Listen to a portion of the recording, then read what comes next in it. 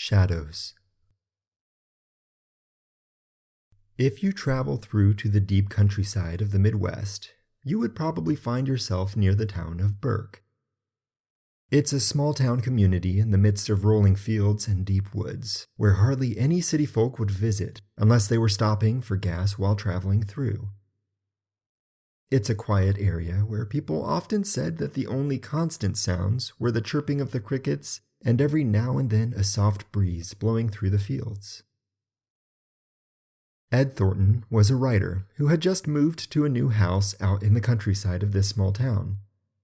There were a few other houses around in his area, but the thick woods and vast green cornfields in between them gave him plenty of privacy. As the sun went down on the first night in his new house, Ed decided to take his dog for a quick walk to the field so he could see just how far he was from his nearest neighbor. It was too humid to be outdoors earlier that day, but as the sun set, a cool breeze began to blow in. As Ed walked, he gazed into the sky to see the clouds glow dark red, reflecting the light from the sunset. When Ed got close to the nearest house, the sky was almost completely dark. "Boy, we got here just in time," he said to his dog, and decided it was probably time to turn back. But when he stopped to turn around, Ed noticed something.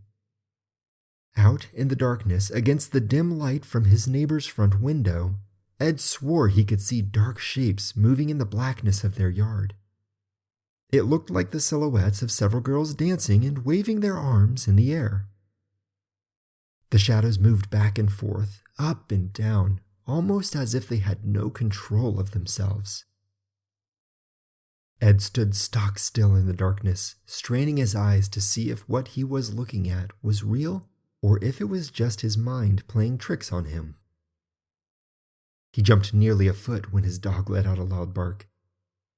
"Be quiet," Ed whispered, and when he looked back, the shadows were still there, only now the dancing had stopped.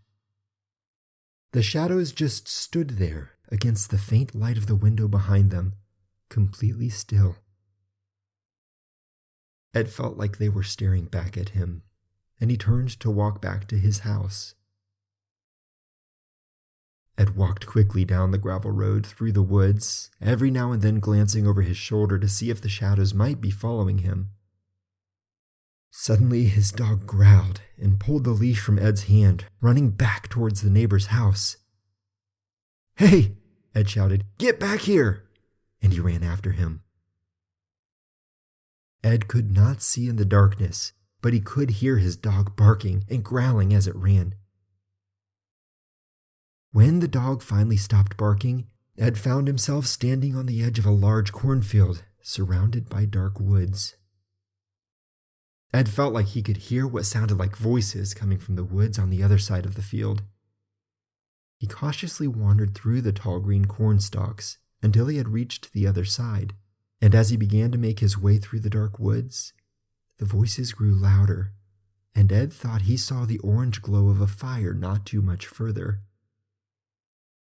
When Ed got closer, he realized that it was indeed a fire, and dancing around it were 3 young girls with long black hair. "It's the girls from my neighbor's house," Ed thought.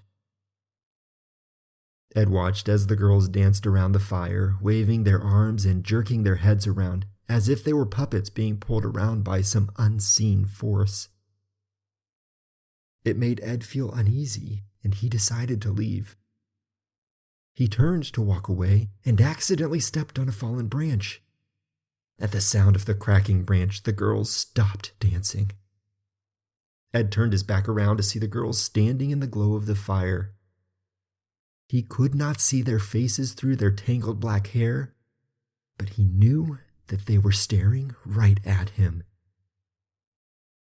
Ed opened his mouth to speak, but before he could say anything, the girls parted their hair from their faces.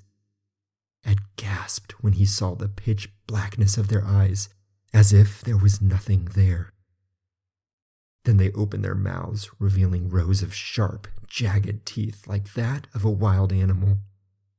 The girls got down on their hands and knees, and screamed a horrible, animal-like scream. Ed turned and began to run. With his heart thumping in his chest, he ran as fast as he could through the dark woods, but he could hear the girls running after him. Several times he lost his way and would fall into the undergrowth, but eventually had made it back to the cornfield. He could hear something following him through the field, growling and breaking its way through the thick corn stalks until, finally, Ed emerged from the other side. Ed stood there for a moment, panting with sweat dripping from his forehead.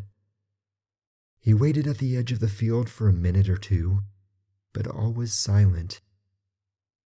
The only sound he could hear was the chirping of the crickets, and every now and then a soft breeze blowing through the field.